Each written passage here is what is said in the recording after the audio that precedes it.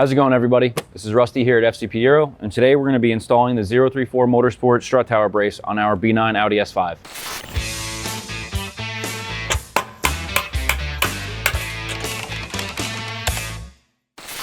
So in front of me in the kit included is the two pieces that will be replacing the factory points in the engine bay already, in addition to the center brace that will tie in those 2 points as well. We will be replacing some of the hardware and adding some hardware. That is why there's additional hardware in the kit. This is made from billet aluminum as opposed to the stamped steel aluminum that the factory brace comes with. So aside from this being a visual add-on to the engine bay, this will definitely give you a increased steering performance as well as a little bit of chassis stiffening, which you may feel going into the corners and reducing that body roll.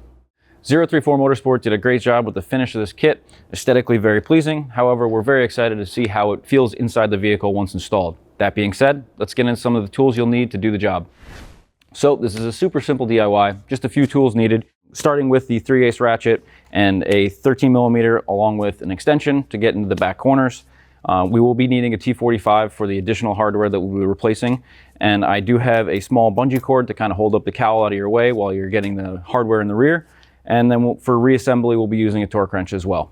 That being said, let's go ahead and get into it.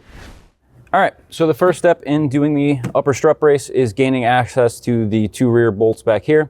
We don't have to remove the cowl entirely, although it may give you a little bit of extra room. A lot of these cars, as they begin to age, the wipers tend to seize on there, and you may run into wiper timing issues. So for the purpose of this video, we're gonna show you the easiest way to go about doing this. First step, remove the seal. Just want to pry it away from the wiper cowl. Just leave this off to the side. And then this kind of just pries up. It's fairly flexible, so we're going to take that bungee cord and just kind of keep this up out of the way, get our hands underneath there while we're doing this. So I'm just going to attach my bungee cord in here, pull it up to the hood. That should give us plenty of room to get to those two 13s in the back and slide these right out of there.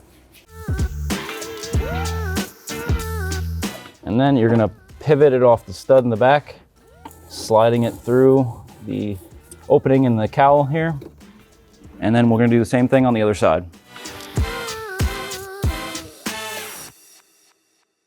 So now we're just gonna go ahead and pop it off the stud on the back of the firewall there. Careful of this bracket here, making sure not to break that plastic housing, and sliding it through the opening in the cowl.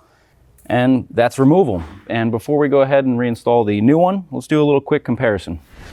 So now that we have the two components on the table, I just want to do a brief comparison, showing you that we will be adding that center support for a little bit extra rigidity compared to the stock.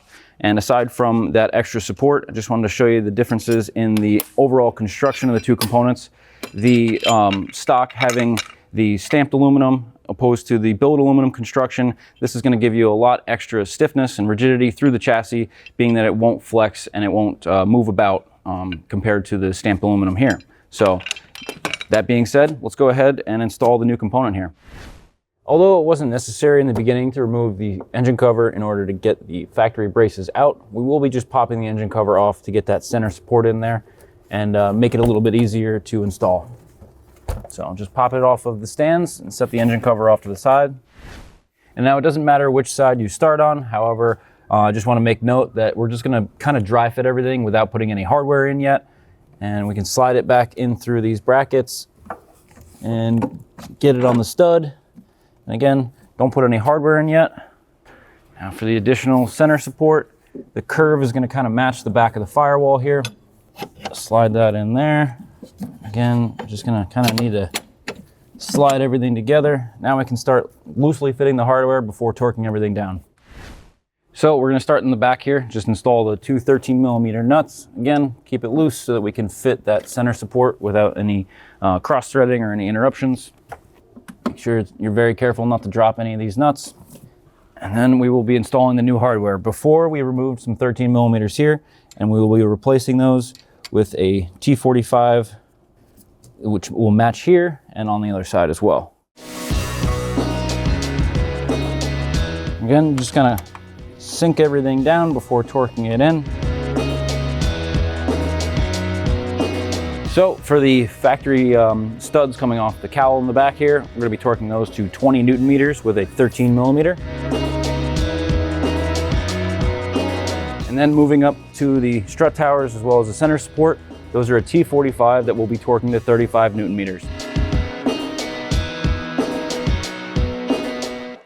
All right, now that pretty much takes care of the installation of the strut brace. We're ready to reassemble the vehicle and take the car out for a test drive and see how it feels.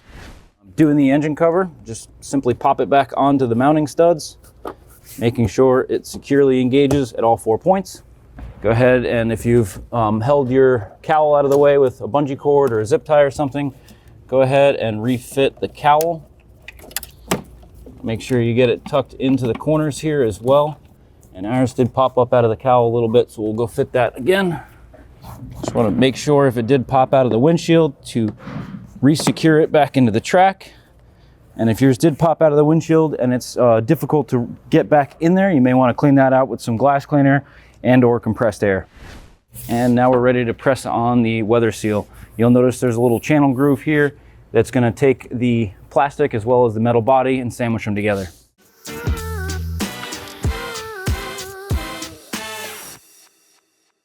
So that pretty much takes care of the installation of the 034 Motorsport upper strut brace. And if you guys enjoyed today's video, please hit that like button down below. If you have any questions, comments, or concerns, also drop those in the comment section below. And as always, please hit that subscribe button because we'll have plenty more DIYs on this vehicle and many others like it.